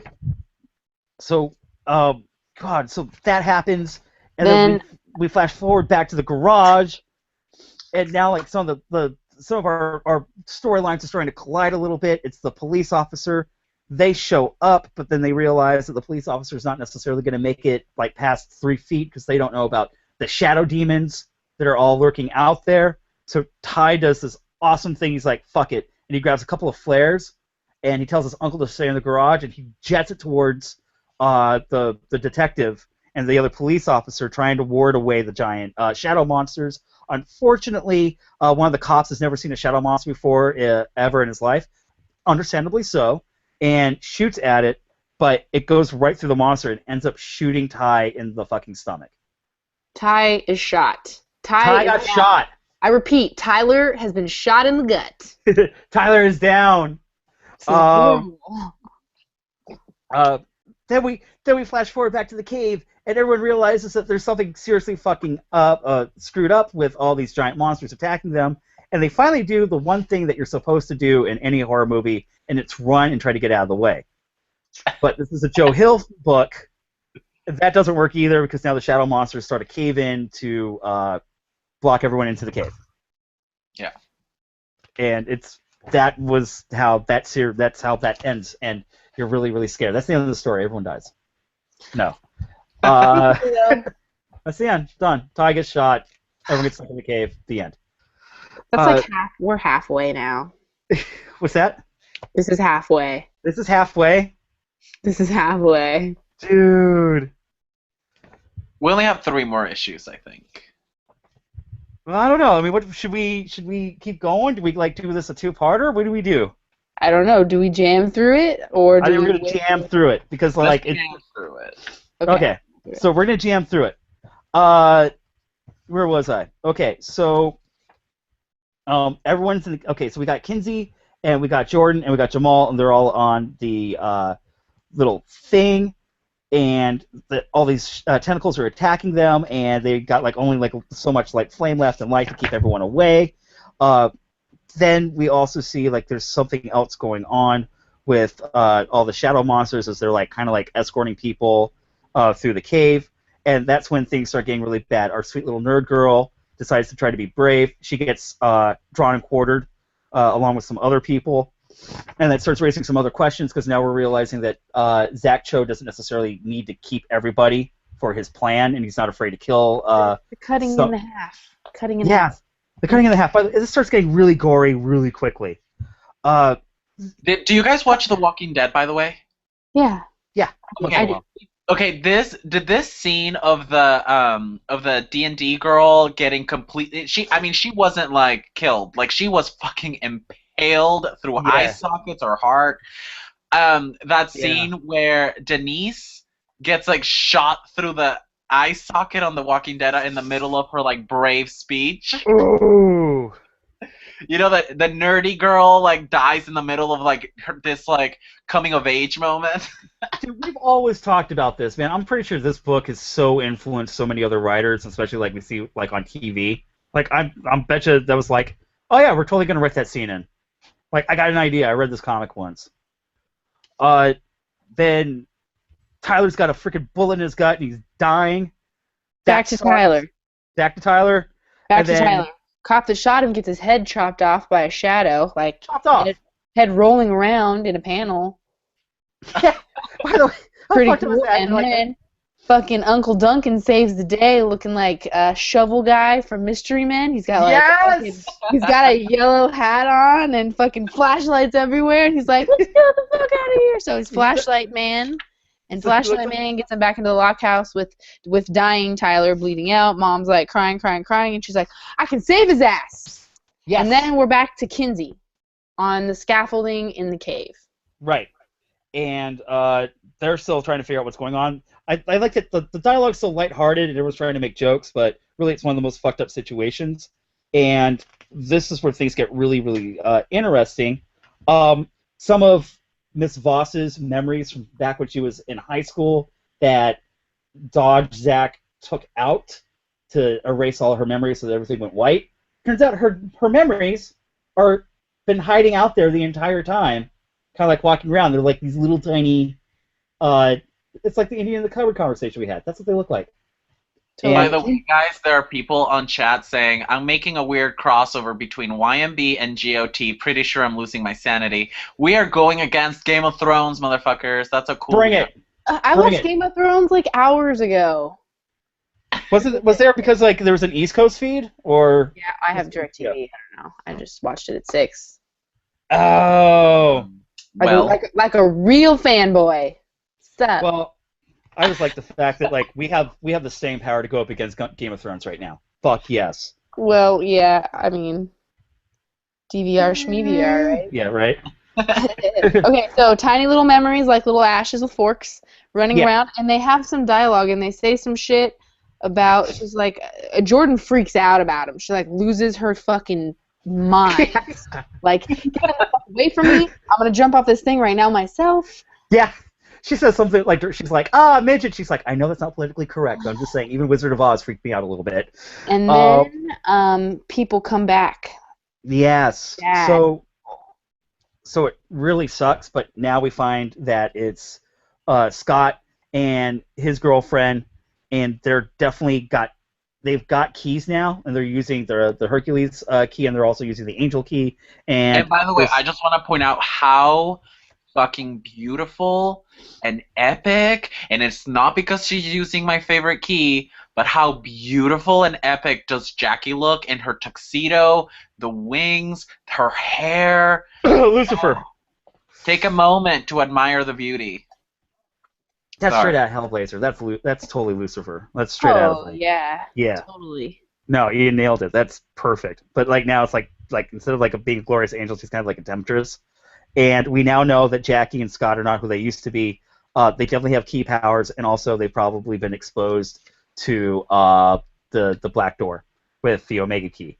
And things get really fucked up because they decide to start to face them with like a predicament.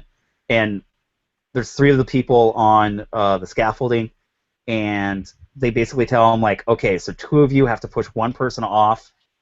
1 of you is going to get to live as a slave in our new army, and the other one is also going to get bestowed with key power and get a little, and get like the evil symbiote, Demon, like it's fucking demon venom. Life. Demon latch. A host. You're gonna be. And the slaves are like Ellie, so they would do things for them. Whatever. Anyway. Yeah. Ellie would have been a slave. So right? that becomes like one of the scariest parts of this entire story. Like them trying to figure out what's going on there. She looks like the friend looks like Davy from AFI.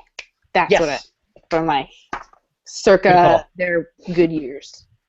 Then things get even worse. Oh no. We flash back to Tyler and his really drunk mom who thinks she's losing her mind, and the police detective. He's bleeding out. He's almost dying. And then she gets this really good idea and puts him in the mending box. Oh, God, the box. What?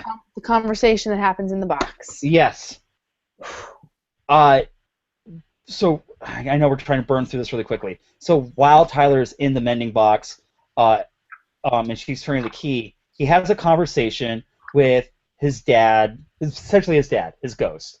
And it's because volumes back, drunk mom decided to put her husband's ashes in the mending key, but he was too far broken to be fixed. But it turned out that whatever damage happened to his soul, the mending box fixed his soul and made him whole again in that aspect. And so he has a really strong, hard conversation with his dad. By the way, I don't know if anyone noticed, but the entire time this is all going on, they are drawing Tyler's shirt inside out because he's still wearing the tuxedo shirt, so you always see like the tag in the back sticking out. I thought that was really cute. And they're having a really hard conversation, but essentially like Tyler looks at his dad and kind of goes, "I really blame a lot of this on you for being irresponsible with the keys in the first place." But he can't stay there with his dad because now he's being fixed, and he knows that he needs to go finish off what's going on with Zach Chode. Door opens up. Holy crap, the detective is losing his fucking mind because his bullet wound has been completely healed along with his shirt. He's not bleeding anymore. And mom she's like, I'm going insane, but I'm accepting it because he's okay. So that was just a really powerful scene all right there. We flash back to the scaffolding. We talk about that deal, the decision that everyone has to make.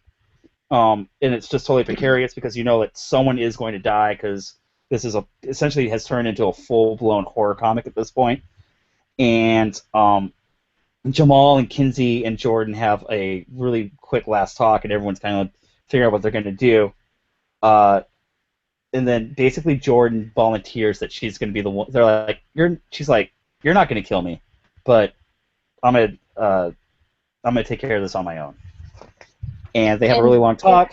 She fucking jumps off on her own. Yeah. Well, she says that you don't have to decide. I'm gonna be the one that has to be killed. And then they talk, and they're like, no, you don't have to do this. And they kind of like make up because Kinsey was super pissed at her about what she did to her brother. And she's like, I forgive you. We're gonna do some shit when we get out of here. It's gonna be super awesome. And then she turns on her. She puts out her cigarette and talks to Jamal. And then they turn back around, and she's gone. So she just gone. She kills herself. And it goes back to her one regret. She was like, I wish I could just try to be a better person, try to do one good thing a day for somebody. Yeah, that was that. Jordan, I will always love you. Yeah. Jordan was amazing. Jordan. So she jumps off the scaffolding, and that's how Chapter 5 ends. We hop right into Chapter 6, and now completely mended Tyler is jumping back into the fight with the Shadow Ghost. Not to mention one of the ghosts looks like Scarecrow from the Batman comics, which I thought was very interesting. His uncle is still a freaking badass, looking like the Shoveler from Mystery Men, but he's like using the lights like they're weapons. He's also got glow sticks like from raves, duct taped to his leg. I think that's really fucking cool. Flares. Yeah, Fire. Lots of fire. Mom and the detective are still just trying to deal with everything that's going on. And then, okay, so I'm speeding through this, but we gotta talk about what this next scene is. I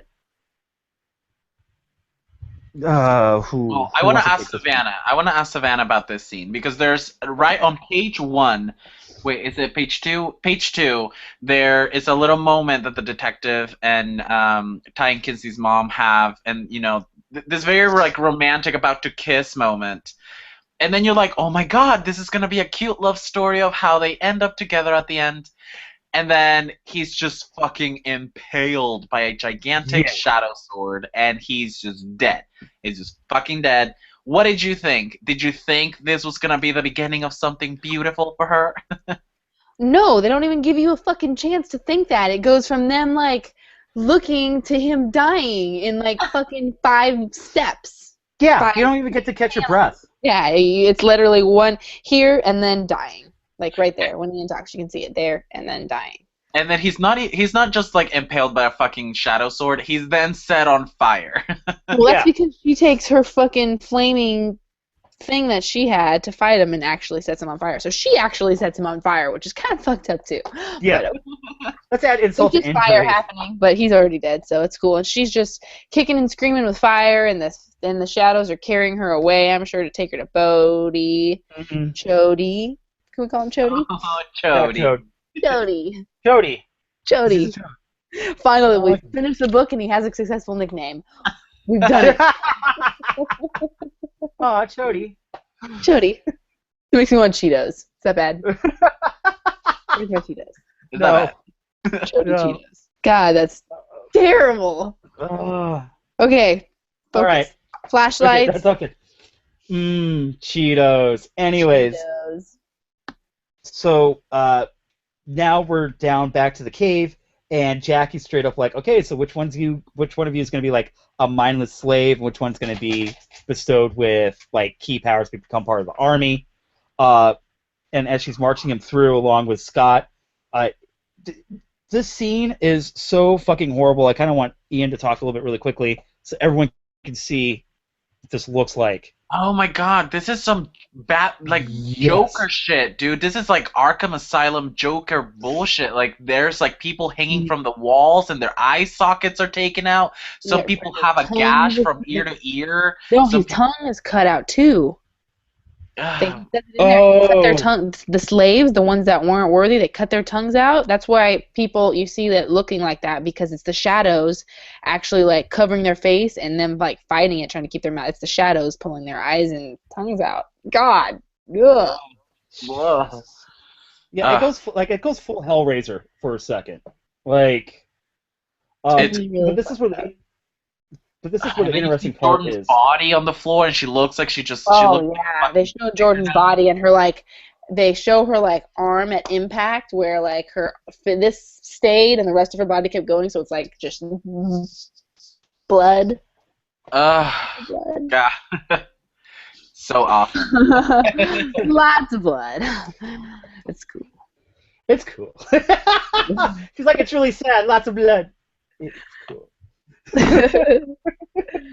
And then we see Chody sitting in his shadowy throne, surrounded by all of his evil cool kids. Why do the cool kids get the evil power? Are you saying that cool kids are evil? That's kind of fucked up, Joe Hill. Yeah, that's the popular kids. Only the cool kids got evil, and then Kavanaugh and Jackie. Right. And everybody else is obviously just a reject. I think that's Zach's shallow ass. Mm-hmm. And in really awesome, like, suspenseful storytelling, we see a twist. And it was a twist that did not see coming. And basically, Chody decides to reveal his big plan. And it's not because he's going to release all his, like, little brethren and family and all the evilness that's on the other side of that door into the world. It's because he opens it up to let them through so that they turn into whispering metal in our side of the reality, so that he can start making more keys with more powers. And a little bit before that, though, you see that Rufus has arrived to Key House, and he is saved by the last minute by Ty's and Kinsey's mom. And right after that, we continue with the plan, and we get this really cool, awesome, like X-Men-esque page where there's everybody with like the powers, you know. There's Gold Balls. There he is. Gold Balls. There's kind of Gold Balls. And yeah. So what's his plan, Kirk? Oh, his plan is that he's gonna let the creatures back through. Oh, do we have an echo? Damn it. Oh no. This is not happening. But so he's gonna let all the creatures back through. And they're gonna turn into whispering iron. So he can make more keys out of them. And have more powers. Guys, I hate to say it, you have to take it over for me. Okay, so I don't hear anything. Everybody sounds good. Do I have an echo? No. Oh, I have an echo. I'm out too. Sorry, What? Ian. You have to finish. Wait, what? What do you want to do? Nobody. Ian's Ian's the only comments are one. You gotta great. take it. Okay. What do you mean? Okay, well, that's his plan. His plan is to let his demon friends come through to get more whispering iron to make more keys and kind of pick a chosen few, because he does say, you know, this is about family. It's always been about family, so I don't want everybody to come through. I only want a few to come through so it's more manageable, and create my own little fucked up family to take over the world with. Like his version of family, and I think that was really cool. It kind of humanizes him in a fucked up way, and there's all this crazy, awful Nazi Germany Holocaust imagery going on with just devastation and zombie people and church-like scenery, and you continue on with a little panel, which was very interesting because it's just the house showing like everything burning, and you see the mom and Rufus just kind of like snuggling in the car, and it's really cute. And then Rufus is like, "Fuck this! I gotta be where the action's at, man." And then he sees Tyler like sneaking through the only entrance to the caves due to the main entrance being blocked by rocks due to the shadow people. And then there's more fucked up imagery where Chody is kind of like telling them, God, you guys, are you sure you have an echo? Yeah. Are we sure about this? Yeah. Yes. Okay. This is so bad. Okay. I'm sorry. So Chody is like telling Kinsey and Jamal, one of you is gonna be like my slave, and you're gonna be totally raped, and that's always fun. And then Jamal is the one that's gonna get like the powers. He's gonna be the chosen one, and then they have this cute little moment where, I know you've never kissed a girl. Do you still feel that way? And then Jamal's like, hell yeah, and a very charming way. I just want to say it because it cracked me up. What does he say? Like, he just says, Kinsey, I just love you so hard, man. I just thought that was really cute. What does he say? I want to say it. Girl, I love. Oh, he says, oh, Special K. Oh, girl, I love you so bad.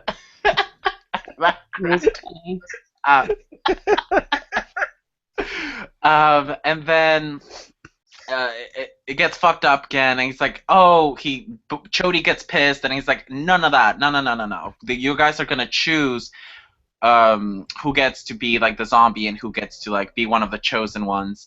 And then Tyler's like really confident like about his plan, and he just walks into the lion's den. I guess Zach is like, he's unarmed, there's nothing, he has no keys, he has nothing, he's I think Chody says he's armed with his brain, his dick, and a prayer, and I thought that was really funny. Yeah. And then Chody's being a big chode, and Tyler's still very confident. You're like, what does he have in store? Like, you don't know. And then you get this really cool page, and you actually get to see the fish hook hooked to his hat through the back. And as Kirk pointed out, his shirt's still inside out. He hasn't been able to put himself together since Booty Town. So, and then Tyler's plan was, because earlier on you get to see him like welding something or like melting something down, and he through the conversation with his father, he comes up with the idea that locks and keys work both ways. You can lock and unlock something. So he creates this special key, the very first key that's been created since all that fuckery happened, and this key unlocks demons from souls, which he uses on, sadly, Kavanaugh, and it's this fucked up thing where the demon is turning into whispering iron, and it's literally melting and solidifying inside of him, and then Kavanaugh starts crying, and there's this fucked up like thing where he's crying literally liquid metal. It's literally just coming out of him through every orifice. We're just gonna go with the eyes for right now.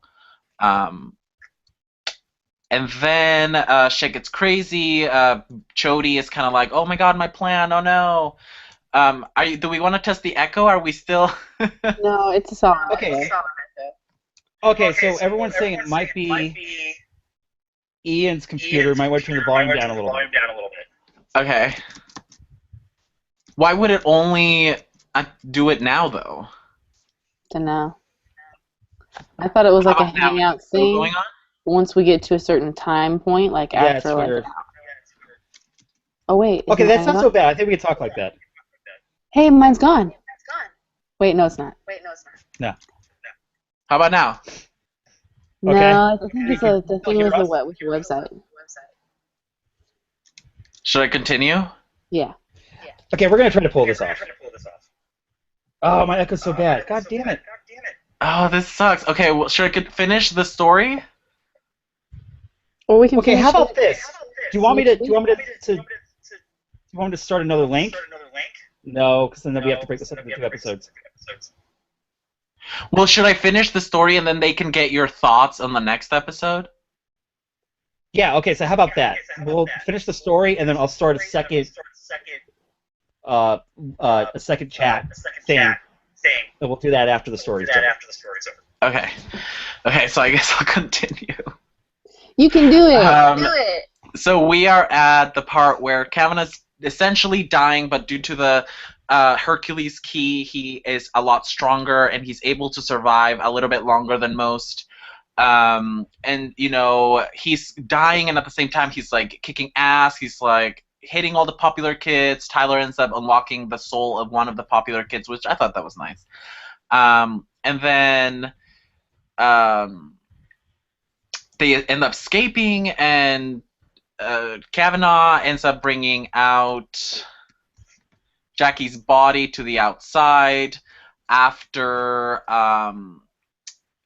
Chody is about to throw a rock at Tyler while he's trying to escape through the ladder, and Rufus comes along and he's like, no, motherfucker, this is not how it's gonna go, and he literally carries Chody through the well door, essentially